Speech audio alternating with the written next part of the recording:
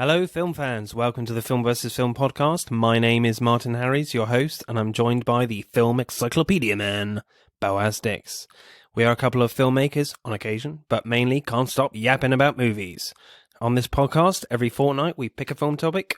Myself and Boaz pick our favourite film from that topic, and we battle it out in 3 categories: directing, acting, and screenplay, and we score them out of 10 to decide which film will become the greatest film of all time, according to 2 film geeks from Wiltshire, England. Enjoy!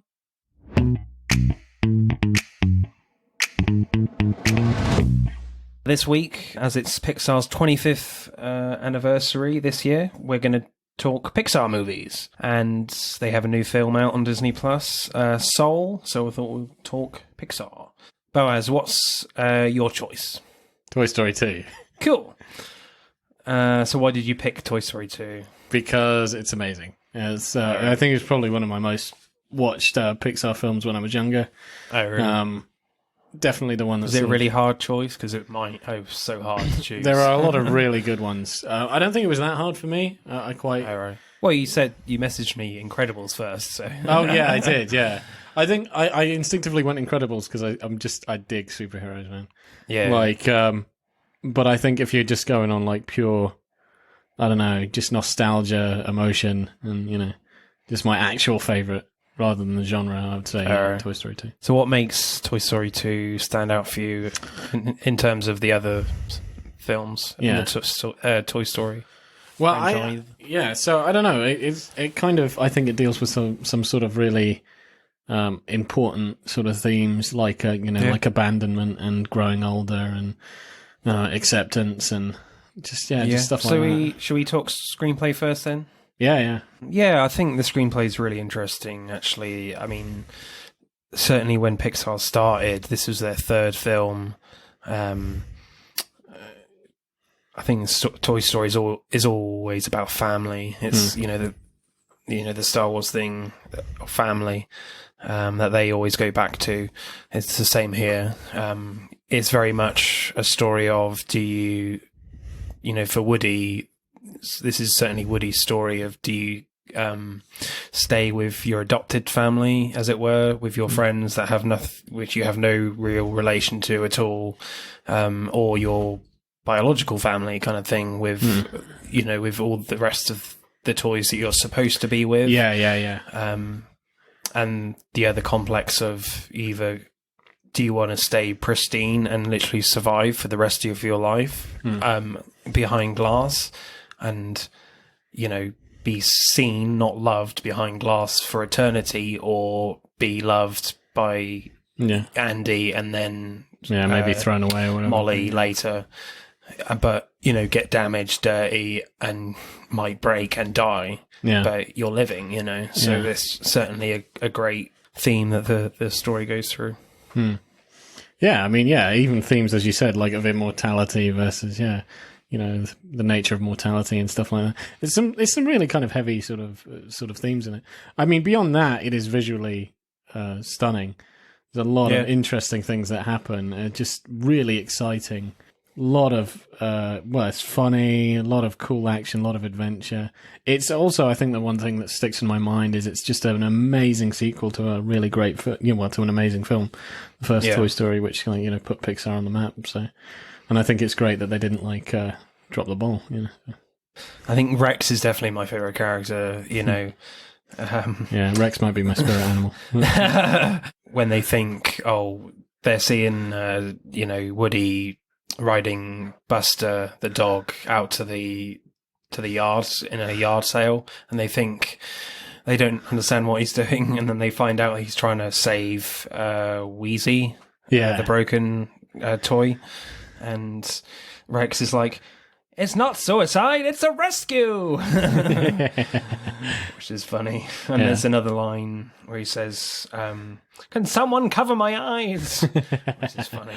I love the intro sequence. I think that's one of my favorite intro sequences of where it's like a real life Buzz Lightyear fighting Zurg and his minions, and just so amazing, so epic, like him navigating through a crater and the action and everything like that.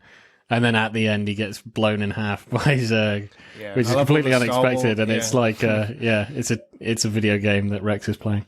I love the all the Star Wars references in that sequence alone. Just when he tries to get the battery and it's a lightsaber sound effect, and all the. I swear, George Lucas saw this film with when he's surrounded by all those drones, as you say. It's like a Russian doll. They pop out twice on the shoulders. I swear, amazing, George Lucas was like, I might use that as inspiration for the prequels. Some of the droids, they kind of look similar. I think so, and they kind of came out at the same time. So I think, you might have been right. Maybe because this film was so well received, he was like, hang on a minute, I can smell cash.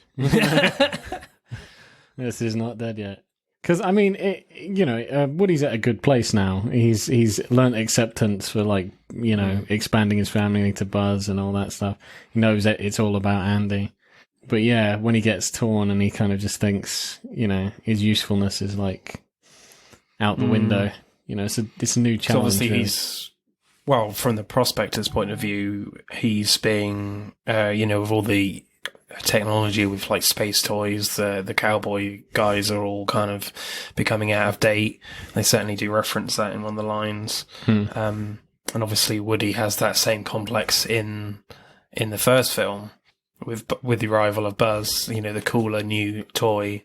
But obviously the prospector, played by Kelsey Grammer, just wants to stay immortal supposedly in the box, but obviously we find out he comes out of the box and frames Jesse. I think that part where he turns the TV on to stop Woody escaping. Yeah, but I kind of like, because they repeated that with Lotso hugging Bear in Toy Story 3. But the fact that the prospector is such a nice guy, he's such a kind of elderly grandpa figure, and he turns out to be evil. And you compare that to Sid, who's just like nuts.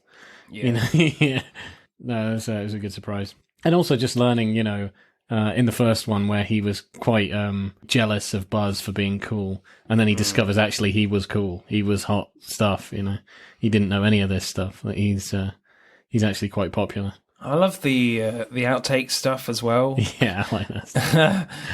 Well, in the actual film, Mrs. Potato Head, when he's packing Mr. Potato Head's potato, he's like, I'm gonna pack you some extra angry eyes just in case, an extra pair of shoes. And in the outtakes, that goes on and on. I know, and that's on. really It's funny. brilliant. Yeah, the fact that they literally animate. Yeah, they had to. Outtakes, Yeah, which is great. And some monkeys. The monkeys are like, no, it's going too far. Puts Play-Doh in there. Yeah, that was funny. So do you have a favourite line? I don't want to use my head. Oh, as they're ramming the thing. Yeah. Or, I mean, actually, I'd never watched Star Wars before, when I was younger, obviously, and I watched this first. So actually, the whole "I am your father," no, I always thought referred to Toy Story 2. Oh, really? So when they did that at the end of the film with Zurg. So yeah, that's holds a special place. So you're telling your friends the most iconic line, the most iconic reveal in cinema history was from Toy Story 2. People. Yes. Yeah. If they went, Star Wars copied it. What's going on? George Lucas, you thief. As well as he copied the droids. The droids. He definitely copied the droids in the prequels. Yeah, no, I like that. I like the line where he's playing catch with Zurg at the end. The stupid Buzz. Go long, Sean. I find that weird because they do that in all the films. It's like of trying to have a back to square one Buzz Lightyear. Yeah. I guess he is more interesting like that because this one is already known. He's not a bloody space ranger. Yeah. But then he gets abducted and switched places with by a stupid Buzz. Those scenes are really, really fun, actually. Yeah, they are fun. So what would you give screenplay then? I think it's a really good film, and with a really great conclusion, and obviously they added some really cool characters to the cast, like Jesse and stuff, and Bullseye. Run like the wind, Bullseye. Yeah, he was cool. He was cool. So yeah, I don't know, man. 9. I'll give it a 9. No, yeah. I mean, for me, like Toy Story always used to be the perfect trilogy for me in cinema history. Yeah. And obviously, unfortunately, the fourth one is really good, but it kind of brings it down a little bit now, which is a real shame. But yeah, because I consider, this Toy Story, the first 3 5-star movies for me, and the fourth one is just a 4. I think that's fairly the common consensus with those films.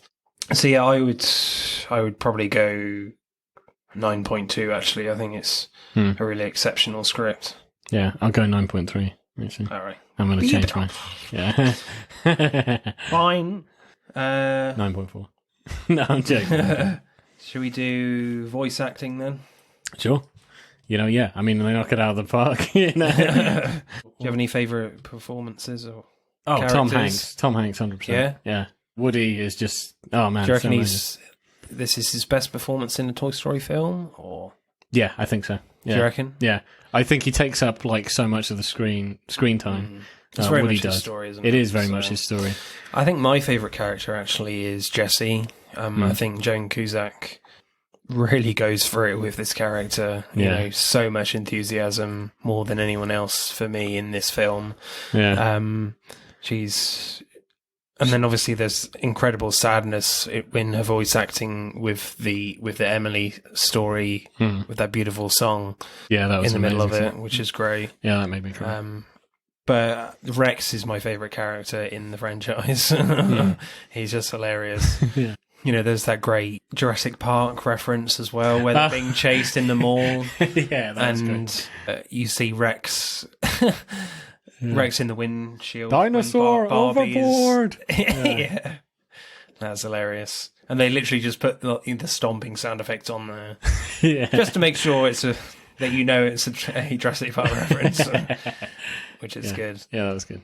I remember playing the video game. I played Toy Story 2 on the PlayStation religiously on this game, like collecting all the coins and stuff and battling Zergers. You basically played as Buzz Lightyear through the whole thing. Wow. It was just so much fun, that game. Played it a lot. God, I'm old now. Tom Hanks is, as you said, he's incredible as well. But Tim Allen as well is certainly ups his game as well in this film as well. As we've said in previous animated films, it's always really hard because you have to say it over and over and over again to get it right. And obviously you have to record the voice first and then do the animation. Yeah.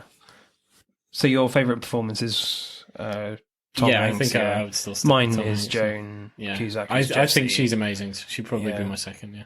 So voice acting, probably 8.4. Man, I can't fault it. Like 9.1.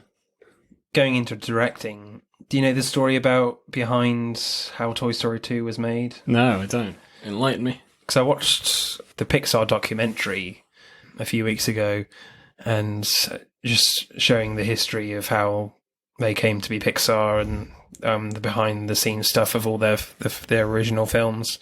John Lasseter, he directed Toy Story and then Bug's Life.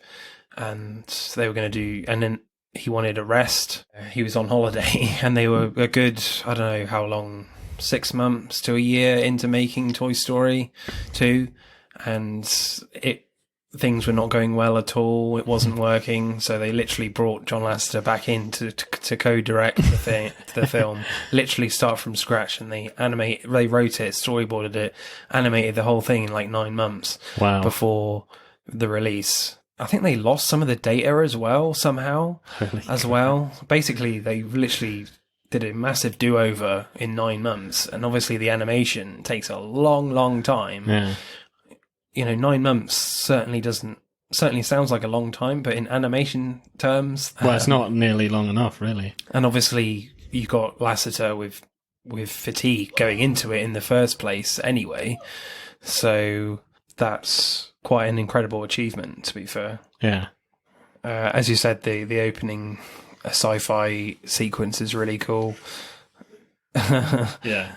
It's just really great surprise when obviously Buzz gets shot in half and Rex has got like the big space helmet on with sticky arrows. It's quite funny. Yeah. And Buzz is like, maybe next time. Yeah. Because he can't press both buttons to dodge successfully because they're too far away. Yeah. It's like, my hands are too small. I don't think he says that, but he's thinking it.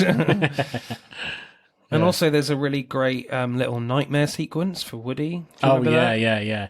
Where he's like, I've broke you, I forgot. And he just drops him in the bin. And it's kind of a little reference to the first film with all the like the bits of toy. Yeah, the discarded toys and dragging him under.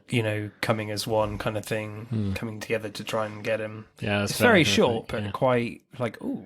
Yeah, this man, is a kid's sticks film. with you. Yeah, it's kind of for adults as well. One thing I really liked as well, going back to Jerry Anderson with in a previous podcast, they use kind of an old animation style when they show the serials when Woody's looking back on to the Roundup gang, and they use clearly string puppetry to create that. Yeah. That must have taken a long time to animate that. So definitely. Big respect for that, and it definitely reminded me of Thunderbirds and Jerry Anderson. I loved those TV shows as a kid because they showed a lot of reruns of them.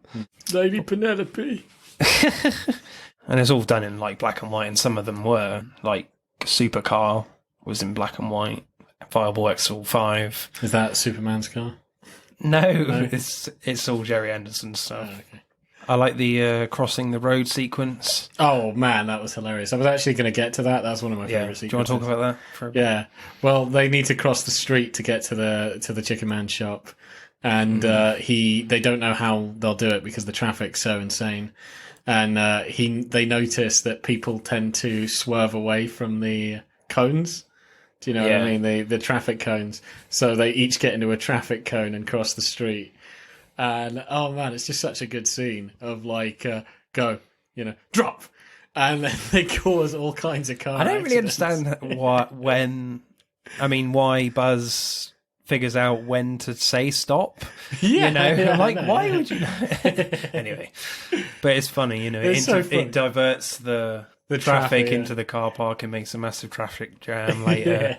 Oh, when they do it to a lorry goes skidding. Oh yeah, and the massive sewer cylinder thing. Pipe, and they're like, down. We crossed that without... Mr. Potato Head nearly gets squished. He nearly gets squished, And you're literally screaming at the telly saying, move your ass, he doesn't know how close he was to death. Your foot, you got an extra pair of shoes in your potato. Move. Yeah, that was amazing. But I like the whole, that was easy. And one of the poles falls down. But I think one of the most impressive sequences in the film, we've touched on it a little bit, is Jesse's song. I remember watching the documentary when Tom Hanks and Tim Allen, I think, as well, because I think they watched it the premiere. They both broke down in tears after watching that. It's just pure cinema, I think. Great emotional piano music, just really good visual storytelling. You see the hope of the rope swing when Emily is playing with Jesse, but then when Emily gets too old, Jesse sees the rope swing. He's like, we're going to go play again. But no, she's just being left on the donations box, and it's just like... Yeah, I think it's just pure Pixar trying to rip your bloody heart out. Yeah. But it is an entire story arc. You completely get her, and you get why this means so much to her, and why... it kind of gives you like a... Woody changes his mind. He does a 180. It's like, I need to get back to Andy. I need to get back to Andy. To, fucking hell, and Woody... I need to stick with my people because, But it's just such a... He certainly recognises the fact that Jessie had such a strong emotional connection to her child in Emily that Woody's like, well, come with me, You can have that same thing with Andy, which is such a sweet and brilliant idea in the screenplay, really. Yeah. Which sounds, quite simple, but there's no other way that you should do it. Really, it's brilliant. Well, both families basically at his forefront. He's joining these families together. You know, the family he's just discovered he had, and you know, the family he's grown up with. My favourite joke is one of my favourites is when and near the end of the film, where Jesse goes like down the loop thing on the bed to open the door. That critter needs help. He goes down and then opens the door for Buster the dog. Oh, yeah. And then Buzz is just like, "Putting," his wings come out. And he's like, "Oh my god!" Came in his jetpack. Oh dear. Lowered the tone. That's what I'm here for. Here all week. Do you have any favourite jokes? Or that was a good one. I like it, all the stuff at the outtakes, actually. I think they're really. Yeah, there's a really good one where they reference Bug's Life. So oh yeah, I remember that. Oh, I can't believe you convinced them to do a Bug's Life 2. There's been a miscommunication here. You know, it's a 2, but it's not a Bug's Life 2. Well, what is it? And Buzz Lightyear just knocks the branch there off. Yeah, that's really clever. That's hilarious. I don't think we're ever going to get a Bug's Life 2. No. Poor flick. Do you have a favourite shot or a scene? Man, my favourite scene is just the opening, man. Yeah, I would say, 100% the opening. Yeah, man, it just gets you in there. Gets you into the film immediately. You know, I'm invested. I think I'd probably say the same, to be fair. I think it's certainly one of the best opening scenes Pixar have done. I would say maybe the only opening scene I like more is like the opening scene for Up. You know? Oh, yeah. Yeah, that's very different. Yeah, very different sort of thing. I know they did a very similar opening for Toy Story 3, but I think by that point it's like, I know what's going on. You know? Yeah, because obviously a complete surprise. You're just like, what the hell is going on? Because in the second one you're like, what the is Buzz Lightyear really become... then you discover it's just a computer game. Because in the third one it's just Andy's imagination, isn't it? It's actually basically, you know, when he's playing with the toys in the first film and he comes up with this story, it's basically that, you know, where he's like, oh, the pig is the bank robber, and they just recreate that as like So directing, then, I think for me, I would give it pretty high, probably a 9.3. Yeah, I concur. I don't think it's not my favourite Toy Story film, personally, but I think it's a tie between Toy Story 3 and Toy Story 1 for me. But that isn't to say it's not a terrible film at all. It's still an incredible 5-star film for me. Yeah. So 9.3 I think is really good for Toy Story 2. What do you reckon? Yeah, I think 9.3 I think is a... Yeah? Yeah, I think that's a good score. Cool. Right. Let's go to the scores. 54.6. That's bloody good, if you ask me. Nobody asked you, man. No, I'm joking. Yeah, that is a good score. They might do. A fan of the podcast might say, "Oh, you did a great job there on Toy Story 2, lads." Yeah, and where's that handsome Boaz? I'd prefer to talk to him. Okay, my choice then is WALL-E. I found it really hard to choose my favourite Pixar film because I love Pixar films. I was thinking things like Inside Out is an exceptional film. Inside Out is really good. Yeah, I've forgotten. Incredibles, I really like. Monsters Inc. I adore. Certainly their first half films are a lot better than the second half. Yeah. Maybe with the exception of Inside Out. I love Coco as well. Yeah, Coco was nice. But for me, WALL-E is just truly exceptional. I think it's just pure Pixar and pure like visual storytelling, what cinema should be. I mean, there's next to no dialogue in WALL-E. There's like one major talking character, really, and that's the captain of the Axion. I would say only when you start to interact and you see humans, and that's like well over halfway through, right? Yeah. You know, so a lot of the film is Yeah, so it's a very difficult choice, but I think WALL-E, it's just exceptional.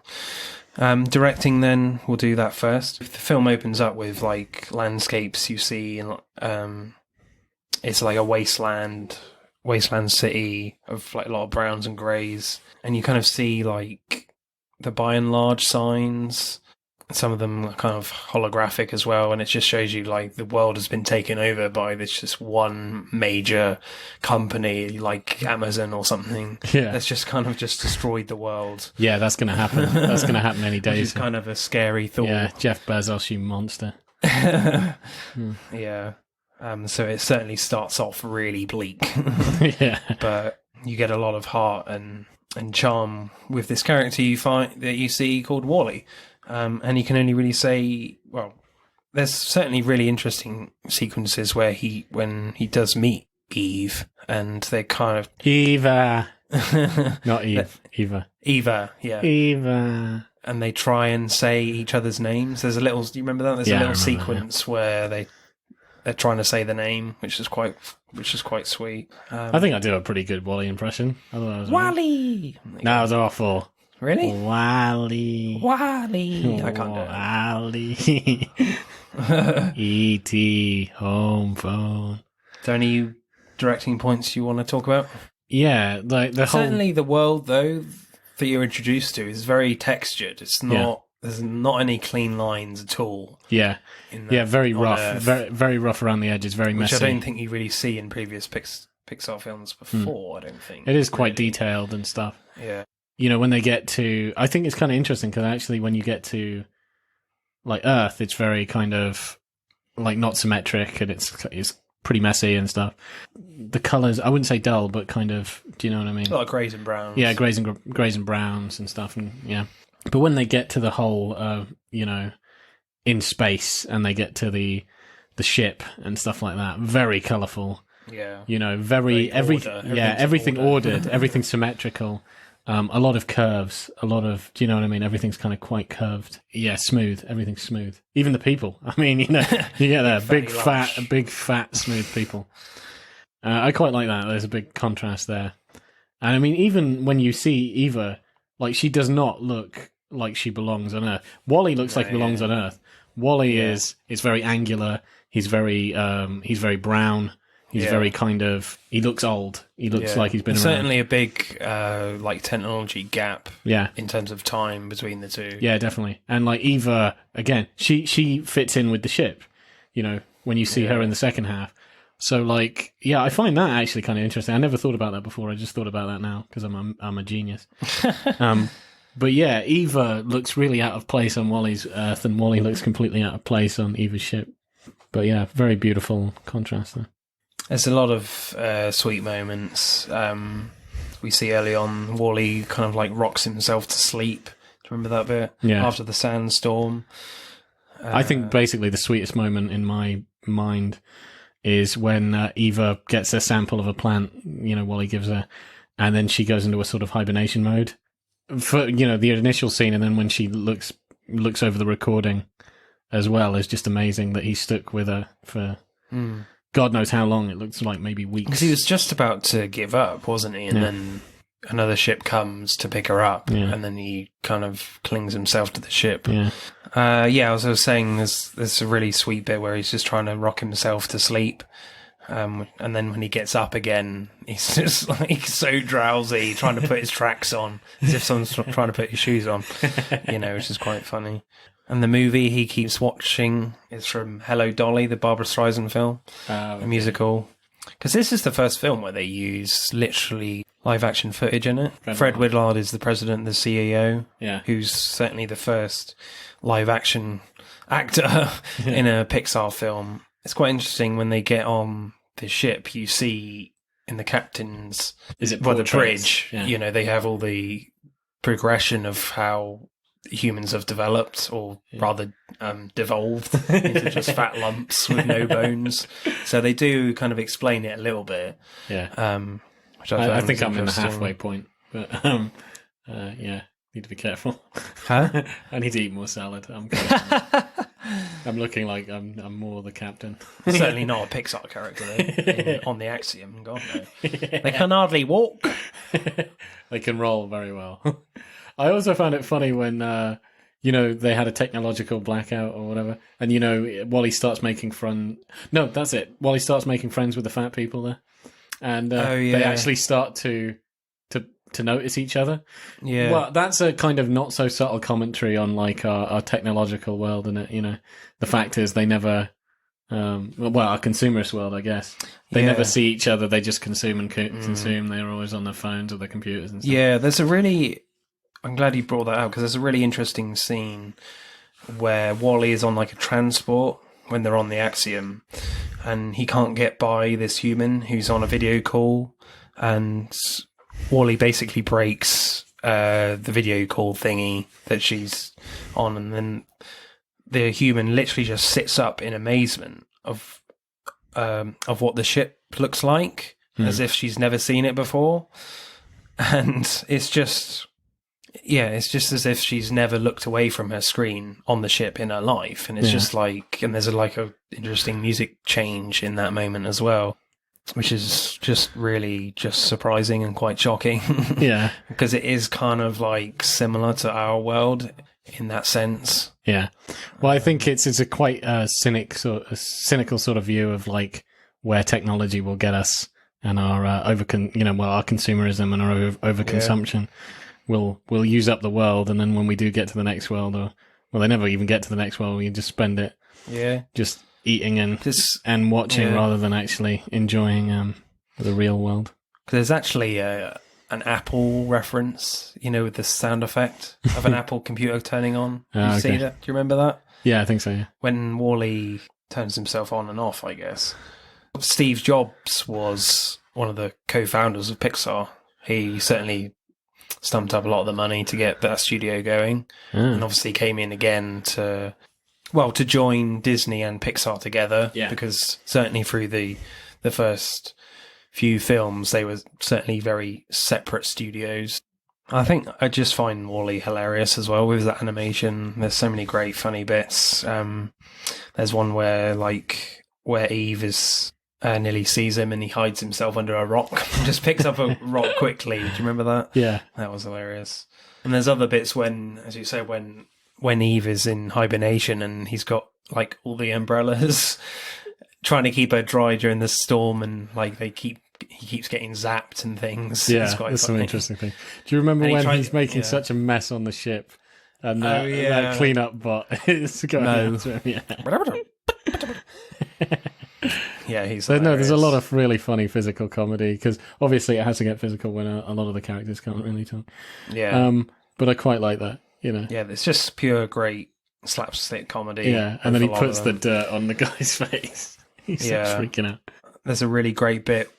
I got it the prison riot scene when all the defective androids. They're basically in prison, aren't they? In the brig. Right. And they all break out, and they're all rejoicing Wall-E, they're holding him going down the corridor, and then they all get stopped by all the the steward bots, and then this little one just pushes Wall-E forward, nope, he did it, it's his fault. That made me laugh out loud so much. That was good. Yeah, and the very kind of it's not a very subtle reference, but the villain is basically Hal. Yeah, Hal 9000. Yeah, there's some really cool 2001 references, like when the captain stands up and starts to walk. They use 2001 music in that bit, which is quite funny. One of my really favourite parts of the film as well are not the funny bits at all. It's kind of like the dancing stuff. On Earth, when we first see Eve, she literally just flies around for a bit, just as if she's just kind of stretching her legs, so to speak, and just having the freedom of just being awoken from hibernation for so long. I mean, it could have been hundreds of years. Didn't they say the gap between Earth leaving to where they are now is 700 years? Yeah, something crazy. So, you see Eve just flying around this wasteland going supersonic, and it's really cool. And then you get this lovely moment with Eve and Wall-E where they kind of fly around each other in space. And he's got the fire hydrant. The fire extinguisher, yeah. It's really sweet, because obviously at that moment Eve thinks Wall-E was killed by the self-destruct sequence. Just gives her that realization moment. I nearly lost someone I really like, Yeah, it's just really sweet. And then you have that great dance scene, just happy to be alive, both of them. And, you know, it's kind of sad. Well, they're not alive, but, you know. Yeah, alive enough. I like, well, I don't like, but you know, when he basically risks, I mean, every hero's got to do this, but it's amazing because of the limitations of Wally. He's like just this tiny, very out-of-date thing, but he saves, like, the planet. And he gets crushed, you know, he is crushed and he keeps going. It's just incredible how the animators can bring so much emotion from they've got to work on, eyes. 2 little feet tracks and 2 eyes. That's it. Definitely, That's all they got. And 2 arms. Yeah. That's literally all they got. They've perfected it to, like, well, it's an art form, isn't it? So literally every second of that Wally is on screen, you know what he's thinking. Exactly. You know where his emotional state is at. It's just incredible. I think it's the wonderful thing. You know, I think it's obviously all in the eyes, but you know how they convey that. You know, he's happy. Well, it's all of it as well. It certainly comes from the eyes, but the hands and the feet. Yeah, and certainly through the story. Yeah, how he moves and just everything. Yeah, it's just brilliant. Do you have a favourite shot at all? When Eve is, you know, circling around the wasteland. That's quite beautiful. Yeah, actually, the first time you see Eve, I'd say in general, she's such a badass as well. She is so badass, yeah. You know, when she's like, do you remember when they put out the wanted posters for Wally? And she gets out a gun and like blows apart, and then everybody's got the wanted poster with her, Wally, and her firing a gun. Everybody's freaking out. Yeah, she's badass as hell. Yeah, my favourite scene, not necessarily shot.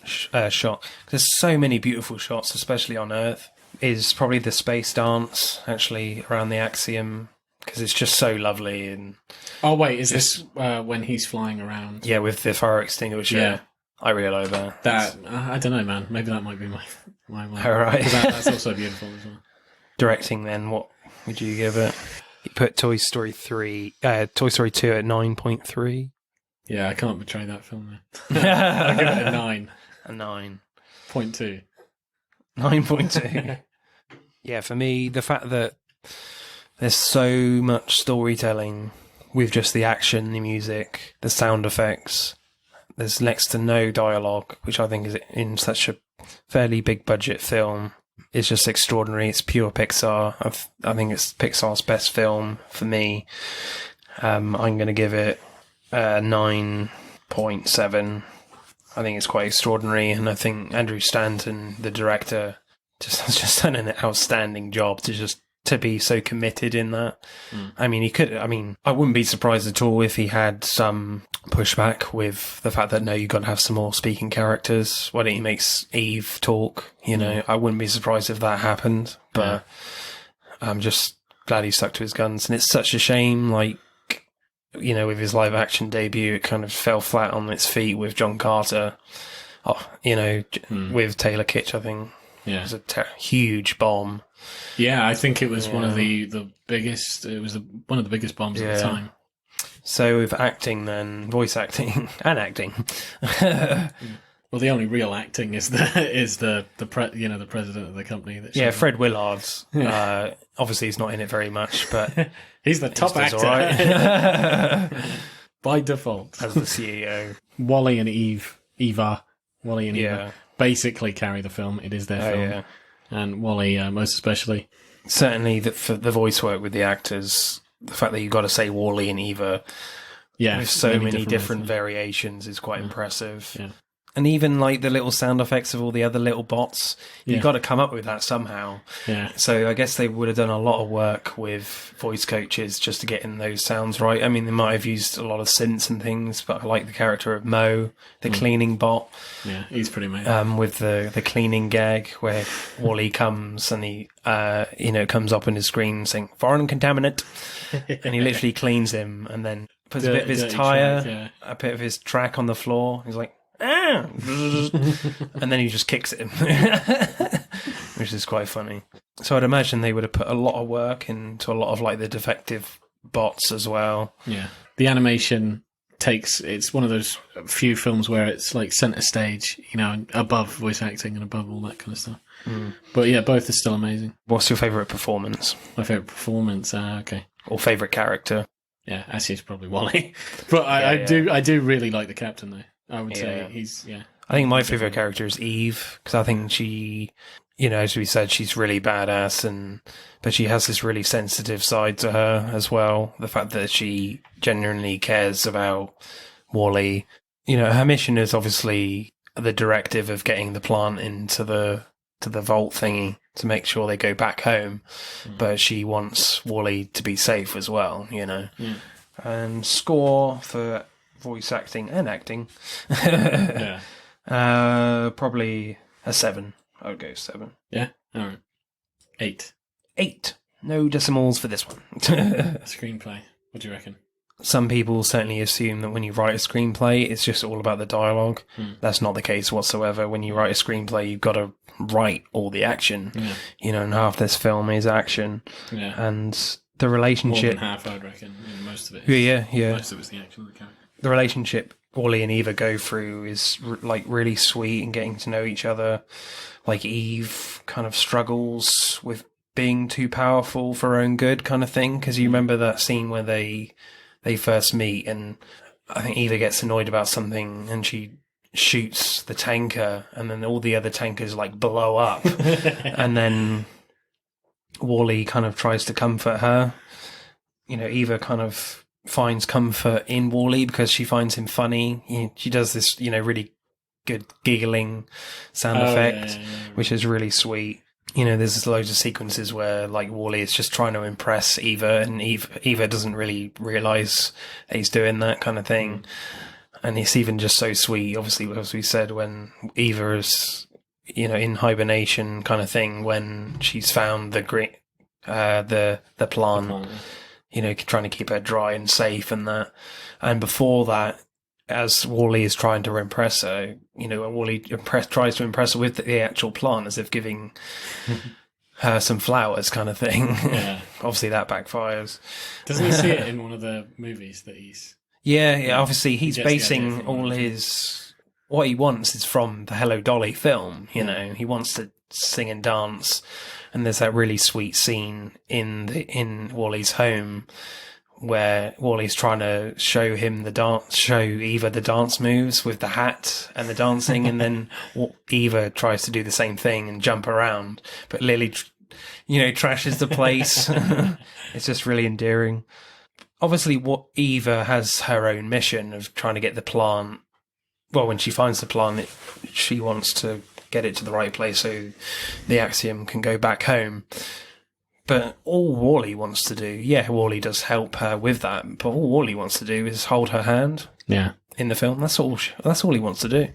And he's, you see him really scared and nervous with that, and there's lots of different times when he just tries to...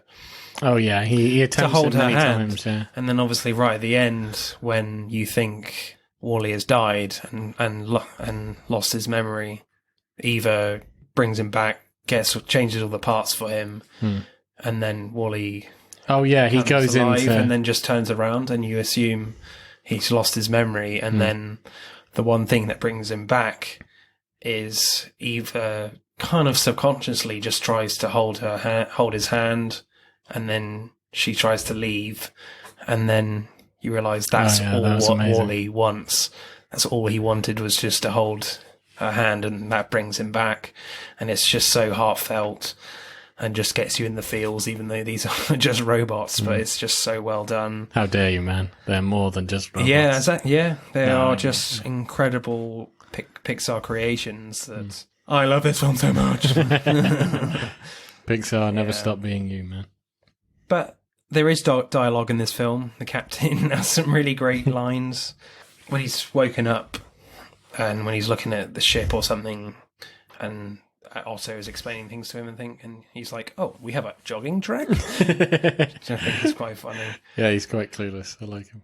And he's trying to work out how to sort the plant out and what the operation is. So Otto gets him the manual, and he's like, "Operate Manuel." He talks to the book as a very Star Trek 4 moment. It's like, "Operate Manuel." And then Otto just opens the book out for him. It's like, "Oh, what is this? A book?" Which is great. Yeah, I think that's amazing. And there's another great line. That's going to be our kids soon. They won't know what the hell a book is. Yeah. Well, not our kids. We're not going to have. No. Yeah. We are physically incapable. Well, you haven't seen that Arnie film. There's another great line, well, a kind of a cliched line. The only really cliched line in it, which kind of unfortunately brings home like the emotional through line for that character when he says to Otto, "I don't want to survive, I want to live." Yeah. You know, that. Yeah. It's had cliched, but it's kind of, because of the rest of the film is so great, you don't mind it so much, I don't think. I kind of like where he tricks that Hal thing that he's got the plant by putting up a picture of it and pretending to hold it. That was hilarious. Yeah, that was cool. That was really clever. And didn't he say, like, when they get to the planet Earth and they plant the tree, he's like, any moment now we're going to have... Like, he doesn't know how long it takes for a plant to actually bear fruit. You know? That's funny. Well, it's just really interesting with the screenplay of how dumb they make the human characters. You know, the blobs. Yeah. Well, but basically, they live in a future where it's not going to be too far off, but machines do everything. They don't have to think, you know. So. Going back to that little scene I mentioned where one of the human characters literally just sees the rest of the ship and not her screen, you know. It's just quite extraordinary that we could be having reactions like that in the future with young people. I bloody hope not. But do you have a favourite line then, or a favourite sound effect? Yeah, there's loads of them. Directive, Eva. Well, yeah, Wally. I think probably every time Wally tries to say Eva, is great. Yeah, that's brilliant. Eva. Yeah, and Mo. I got to have a shout out to Mo, the cleaning bot. Yeah, not Mo Sislak. Huh? Not Mo Sislak, the disgusting bartender from The Simpsons. No. He's far less adorable. But just the way he gets pissed off when things get dirty from Wally is just hilarious. I like that little subplot. I think I mentioned it before. That subplot love story where the big fat bloke and the big fat lady, you know, fall in love. You know, because they've been taken out of their technological slumber by Wally, and they've noticed each other. Yeah, that was hilarious. So I would go with 8.9 for me. What about you? I'll give the same. 8.9? Yep. Yeah. I really don't mind you copying me for that one. Right, to the scores. I will do that now for the rest of the series. The final score for Wall-E is 51.7. Nice. Who won?